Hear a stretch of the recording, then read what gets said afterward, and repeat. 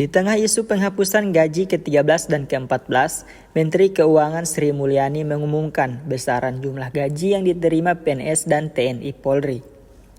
Menteri Prabowo itu memastikan THR dan gaji ke-13 ASN tetap cair di tahun 2025. Senada, Kepala Kantor Komunikasi Kepresidenan Hasan Nasbi juga menyampaikan hal serupa. Hasan menjelaskan kebijakan efisiensi anggaran tidak memengaruhi belanja pegawai.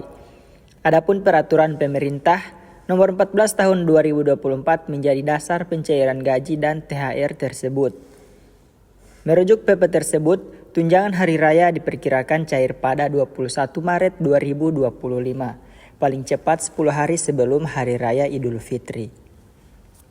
Sementara itu, gaji ke-13 dijadwalkan cair pada Juni 2025 atau setelahnya. Selain itu, komponen THR dan gaji ke-13 meliputi gaji pokok, tunjangan, dan 100% tunjangan kerja. Diketahui besaran gaji ke-13 bervariasi, tergantung pangkat, masa kerja, dan jabatan pegawai. Untuk pegawai dengan masa kerja lebih dari 20 tahun, nominalnya bisa mencapai 7,5 juta rupiah.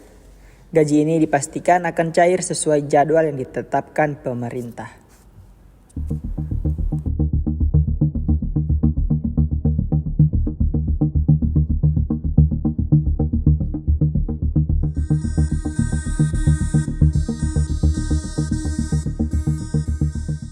Download Tribun X sekarang, menghadirkan lokal menjadi Indonesia.